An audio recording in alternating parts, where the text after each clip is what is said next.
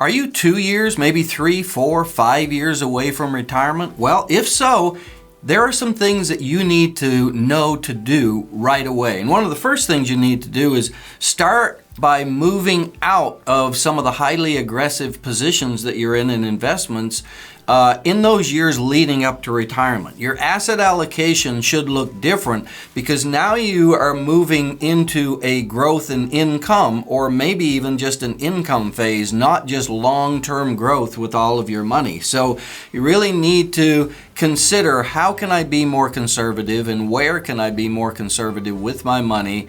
Now that I am close to retirement, it's keeping what you've got as much as it is just growing it more. And so you don't want to lose value just before you get to that finish line, or the retirement line. So you want to make sure that you have a really good plan, and this is where you really need to be vigilant and very careful.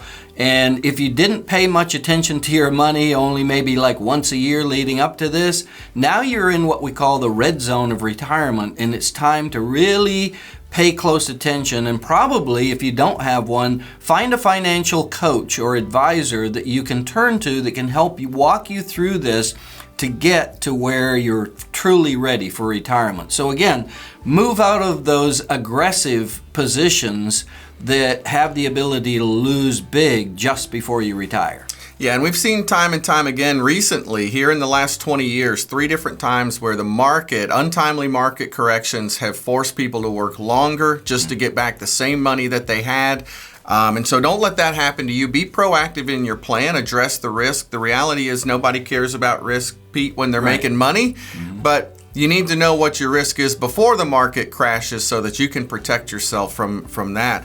Number 2 is get a second opinion. We meet with people all the time, and we do a lot of different events, and they may come in and go, we've got a financial advisor that we currently work with. And while I think that's great, and I hope you get a lot of good advice from financial advisors that you're working with, you can't get a second opinion from the person who gave you the first. No. And so when we're talking about retirement, there are no do-overs. You need to make sure that the people that you're working with are giving you the absolute best advice. They may be doing a good job for you, but are they going to be able to help you identify all of the financial planning areas as you get into retirement? Your financial plan should include 5 different items. You need an income plan that's predictable, reliable, sustainable to provide income in any market condition. That's number 1. Number 2, you need an investment plan to make sure that you're not taking on too much risk in your retirement years. Number 3, you need a tax plan. You need to find ways to try to minimize and mitigate taxes through the retirement years. Number 4, a healthcare plan. Make sure that you have the best healthcare plan. This is an area you do not want to skimp on, right? Make sure your healthcare plan is a great one. Pay a little bit extra to protect you from some of these unexpected costs. And then finally, an estate plan. If you don't have all 5 of those items, you don't have a retirement plan, and so you do need to seek out a second opinion to figure out what areas you need help in. Yeah, and the good news is our firm will do a free financial plan checkup. It's like a giant x-ray looking down on all those 5 areas you just talked about, Dan. Yeah. So if you'd like for us to do that, you can go to beaconcm.com and just request it, or call 615-488-3039.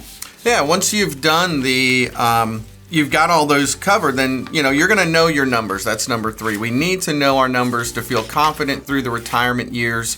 We're able to sit down with clients and show them at any given point in time during their retirement how much money they should still have left in their portfolio to cover trips, travel, lifestyle expenses, helping out grandkids, giving charitably, all the things that you care about. You need to make sure that you know your numbers well enough that we're not out there just guessing it, that you've spent the time to really know what it looks like for you. And so knowing the numbers is critical. And then the last one here is consider catch-up contributions or additional contributions in these later years before retirement. Yeah, absolutely. So there are some drawbacks to being over 50 years old, but there are some benefits. And one of the benefits is you get to contribute more, and it's time to really get serious about putting more money away for retirement.